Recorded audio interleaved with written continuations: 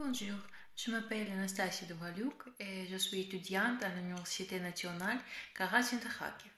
Le sujet de mon reportage est la mystique du son, une découverte et une analyse de la sonate du diable de Giuseppe Tartini. J'espère que vous aimez. À toutes les époques de l'existence humaine, la musique a joué un rôle important dans la culture et la vie quotidienne.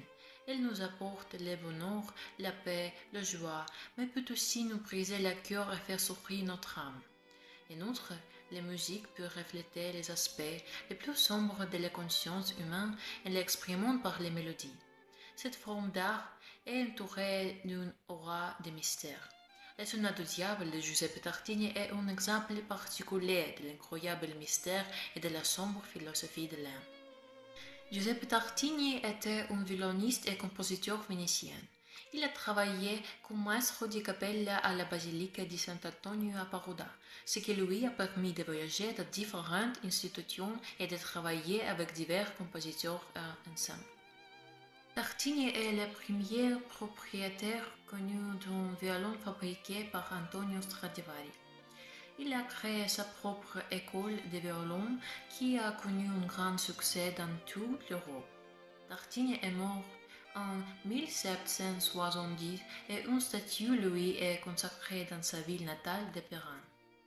On disait de ce grand violoniste et compositeur qu'il devait ses créations les plus inspirées au diable, à qui il aurait vendu son âme. Bien entendu, une telle accusation était due à l'impression magique qu'il produisait sur ses auditeurs. Il a admis un jour avoir composé une musique après avoir fait un rêve dans lequel le diable lui interprétait une sonate, à la suite d'un accord conclu avec lui.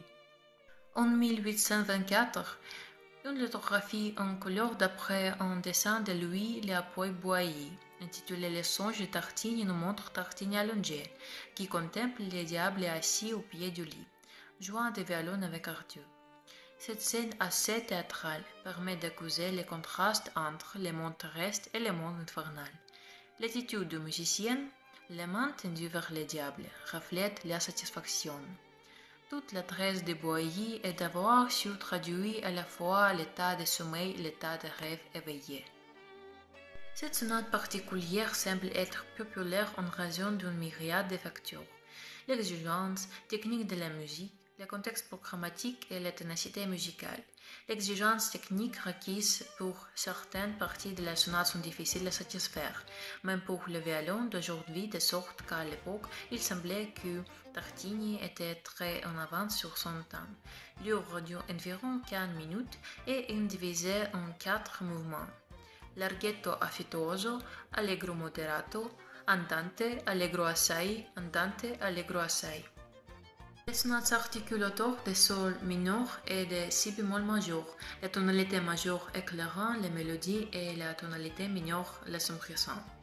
Les différences de nuances entre les tonalités colorent la musique et maintiennent le rythme. Il n'y a pas de section de transition, mais la nouvelle tonalité est simplement énoncée avec la reprise d'un thème, puis reprise à partir de là. Tartini utilise de nombreuses techniques intrigantes dans tous les mouvements de cette sonate. En décomposant la musique, nous pourrons les comprendre de manière beaucoup plus claire. Dans la sonate et dans l'histoire de la sonate elle-même, nous pouvons tracer une ligne dramatique mystique. Le diable joue aussi parfaitement que Tartini, se revient, écrit immédiatement les mélodies, mais se rend compte qu'il n'atteindra jamais la virtuosité du pouvoir d'un autre monde. Cela resta dans les mélodies, elle semble attirer en elle des vagues et d'émotions ne lâche pas, les maintient tendus. Partant d'un ton rêveux et calme, au milieu de l'œuvre, on entend l'angoisse et l'agonie mentale, et vers la fin, la composition explose d'émotions et de désespoir. Le diable agit comme on est, un moteur de créativité et une muse, jouant Tartini dans les rêves. Peut-être que cette représentation fascinante du démon est due au fait qu'il raconte son histoire à travers la musique. Satan était autrefois un ange, le plus beau et le plus amer. Mais, défiant Dieu, il devient un exilé envoyé au tourment de l'éternité. Peut-être que le secret du charme de la sonate du diable réside dans la sincérité et la douleur de l'impur, qui a ouvert son cœur